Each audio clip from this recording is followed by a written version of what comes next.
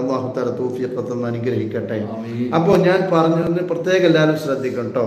ളുഹറിന്റെ സമയത്ത് പിന്നെ ളുഹർ എന്ന് വഖത്ത് ആക്കാൻ കാരണം ആ സമയത്ത് നരകം ആളി കത്തിക്കൊണ്ടിരിക്കും. നരകം ളുഹറിന്റെ സമയത്ത് ആളി കത്തിക്കൊണ്ടിരിക്കും. ആ സമയത്ത് ഒരാൾ നിസ്കരിച്ചാല് തൻ്റെ മാതാവിനെ പ്രസവിച്ചതുപോലെ അവൻ്റെ പാപമുക്തനാകുന്നതാണ് ഏത് ഈ ളുഹർ നിസ്കാരം. അതുകൊണ്ടാണ് 4 റക്അത്ത് അങ്ങനെ ആക്കിയത്. മനസ്സിലായില്ലേ? നരകത്തിൽ നിന്ന് രക്ഷപ്പെടാനാണ് ളുഹർ സമയത്ത് 4 റക്അത്ത് ആക്കിയത്. ഇനി അസറിന്റെ സമയത്ത് 4 റക്അത്ത് ആക്കിയത് എന്താ? ആദം നബി അലൈഹിസ്സലാത്തു വസ്സലാം പഴം ഭക്ഷിച്ചത് ആ സമയത്താണ്. ആദം നബി അലൈഹിസ്സലാത്തു വസ്സലാം സ്വർഗത്തു നിന്നൊരു പഴം ഭക്ഷിച്ചല്ലോ. അത് ഖുർആൻ പറയുന്നുണ്ടല്ലോ. ഒരിക്കൽ മൂസാ നബി അലൈഹിസ്സലാത്തു വസ്സലാമും ആദം നബിയും തമ്മിൽ ഒരു സംഭാഷണം ഉണ്ടായി.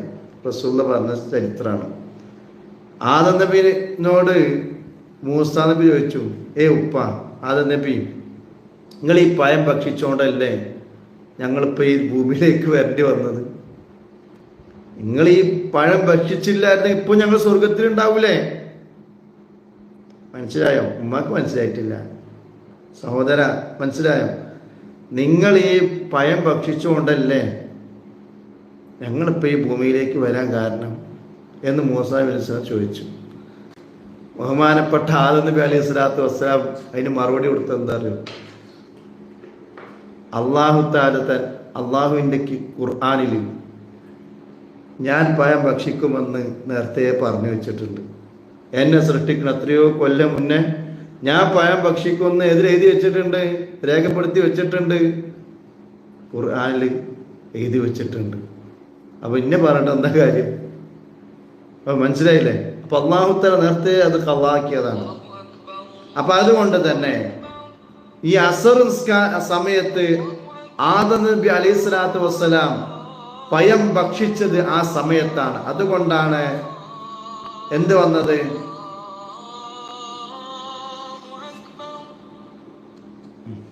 അതുകൊണ്ടാണ് പിന്നെ ആ സമയത്ത് ഒരാൾ നിസ്കരിച്ചാൽ അവന്റെ ശരീരം നരകം ഹറാമാക്കുന്നതാണ്. അപ്പൊ അസർ നിസ്കരിച്ചാൽ അവന്റെ ശരീരം നരകം ഹറാമാകും. അതേപോലെ തന്നെ ളുഹർ ഒരാൾ നിസ്കരിച്ചാലോ അവന്റെ പാപങ്ങൾ അല്ലാഹു തആല പുറത്തു കൊടുക്കും. ഇനി മഗ്‌രിബിന്റെ സമയത്തോ? മഗ്‌രിബിന്റെ സമയത്ത് 3 റക്അത്താകാൻ കാരണം എന്താ? അങ്ങനെ ഒരു വക്ത് വരാൻ കാരണം എന്താ? സമയം വരാൻ എന്താ കാരണം? അല്ലാഹു തആല ആദം നബി അലൈഹിസ്സലാത്തു വസ്സലാമിന്റെ തൗബ സ്വീകരിച്ചത്. പടച്ചോനെ, ഞാൻ പഴം ഭക്ഷിച്ചു പോയി പടച്ചോനെ, അതുകൊണ്ട് എനിക്ക് നീ പുറത്തു തരണേ അല്ലാ എന്ന് തൗബ ചെയ്തപ്പോ, എന്ന് പ്രാർത്ഥിച്ചപ്പോ ആ പ്രാർത്ഥന സ്വീകരിച്ചത് മഗ്‌രിബിന്റെ സന്ധ്യാസമയത്താണ്.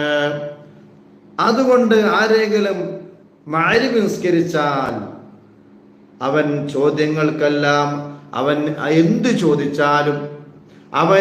ചോദിച്ചാലും മഗ്‌രിബിന്റെ സമയത്ത് അല്ലാഹു തആല അവനിക്ക് പുറത്തു കൊടുക്കുന്നതാണ്, അവൻക്ക് അല്ലാഹു നൽകുന്നതാണ്. അപ്പൊ തൗബ സ്വീകരിക്കണമെങ്കിൽ മഗ്‌രിബ് നിസ്കരിക്കണം.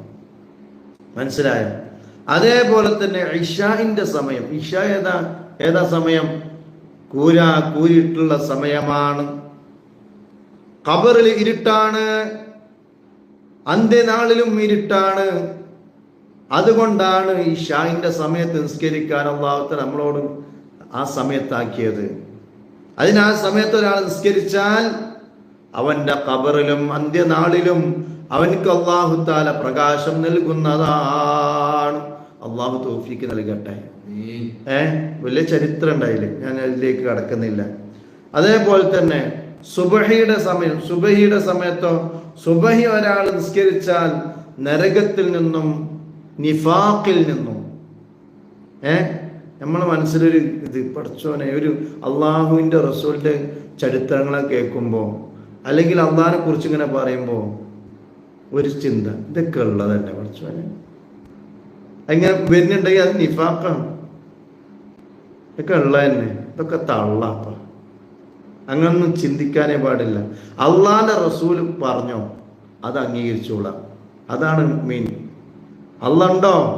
ദാലിക്കൽ കിതാബു ലാ റൈബ ഫീഹി എന്ന് പറഞ്ഞാൽ അല്ലദീന യുമിനൂന ബിൽ ഗൈബ്, അല്ലദീന യുമിനൂന ബിൽ ഗൈബ്. മുഅ്മിനീ എന്ന് പറഞ്ഞാൽ ഗൈബിൽ വിശ്വസിക്കുന്ന ആളാണ്. അല്ലാഹു തആല നമുക്ക് ഖൈർ നൽകട്ടെ. അപ്പോൾ സുബ്ഹി ഒരാൾ നിസ്കരിച്ചാൽ അള്ളാഹുവിനെ നരകത്തിൽ നിന്നും കാപഢ്യത്തിൽ നിന്നും മോചിപ്പിക്കുന്നതാണ്. അതുകൊണ്ടാണ് അവിടെ ഈ 5 വഖത്ത് നിസ്കാരം ജീവിതത്തിൻ്റെ ഭാഗമാക്കണം. നല്ല നിസ്കരിക്കണം. ഒരു മഹാന് എങ്ങനെ നിസ്കരിക്കേണ്ടത്?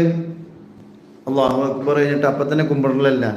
ആ നിസ്കാരത്തിൻ്റെ മാധുര്യം ഉൾക്കൊണ്ടുകൊണ്ട് നല്ല റാഹത്തോടെ നിസ്കരിക്കണം. ഒരു മഹാന് കാലുമ ചൊറി വന്നിട്ട് ഡോക്ടർമാർ പറഞ്ഞു അത് മുറിച്ചു മാറ്റണം, അത് മുറിച്ചു മാറ്റണം എന്ന് പറഞ്ഞു. അദ്ദേഹം പറഞ്ഞു ആ സമയത്തൊന്നും ഈ മയക്കുന്ന സംഭവമൊന്നും ഇല്ലല്ലോ. സുബ്ഹാനല്ലാഹ്, ആ മനുഷ്യന് ആ വലിയ പറഞ്ഞത്, ഞാൻ നിസ്കരിക്കുന്ന സമയത്ത് എൻ്റെ കാല് മുറിച്ചോളി, ഞാൻ നിസ്കരിക്കുന്ന സമയത്ത് എൻ്റെ കാല് മുറിച്ചോളി. ആ നിസ്കരിക്കുന്ന സമയത്ത് അദ്ദേഹത്തിൻ്റെ കാല് മുറിച്ചു.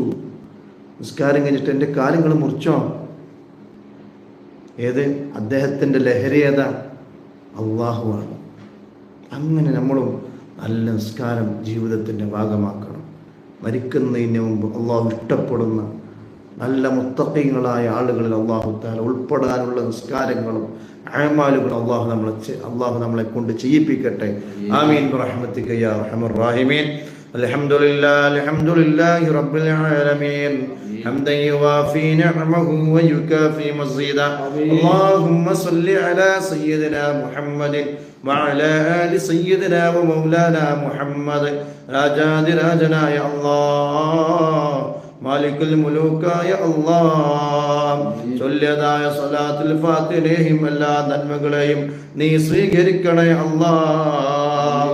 സാധുക്കളായ ഞങ്ങൾ ചൊല്ലിയതായ യാസീൻ സൂറത്തിനെ നീ സ്വീകരിക്കണേ അല്ലാഹ്. കരങ്ങൾ ഖാലിസാണ് അല്ലാഹ്, കരങ്ങൾ പാപങ്ങളാണ് അല്ലാഹ്, പാപപാണ്ഡങ്ങൾ ഏൽക്കുന്നവരാണ് അല്ലാഹ്. നീ പുറത്തു തരണേ അല്ലാഹ്. ആമീൻ. എടുക്കുന്ന ഉമ്മമാർക്ക്, നീ ഉപ്പമാർക്ക്, എല്ലാ സഹോദരന്മാർക്കും നീ പുറത്തു കൊടുക്കണേ അല്ലാഹ്. എല്ലാ നന്മകളെയും സ്വീകരിച്ച് ലോകത്തിന്റെ ഹബീബിന്റെ ഹദ്റത്തിലേക്ക് നീ എത്തിച്ചു കൊടുക്കണേ റബ്ബേ. സ്വർഗ സമാനമായ ഞങ്ങളിൽ നിന്ന് മരണപ്പെട്ടു പോയ എല്ലാ ബന്ധുമിത്രാദികളും അല്ലാഹുവേ, ഞങ്ങളെ പൊന്നുമ്മമാർക്ക്, ഞങ്ങളെ പൊന്നുപ്പമാർക്ക് അല്ലാഹ് നീ പുറത്തു കൊടുക്കണേ അല്ലാഹ്. ഞങ്ങളെ ജ്യേഷ്ഠാനുജന്മാർ പല ആളുകളും ഖബറിലാണ്, നീ സ്വർഗം നൽകണേ അല്ലാഹുവേ. ആമീൻ. എടുക്കുന്ന ഉമ്മമാരിൽ പല ഉമ്മമാരും അല്ലാഹുവേ ഖബറിൽ അനാഥരാണ്. എല്ലാ ആളുകളും ഖബറിന്റെ മുകളിൽ നിന്ന് അവരുടെ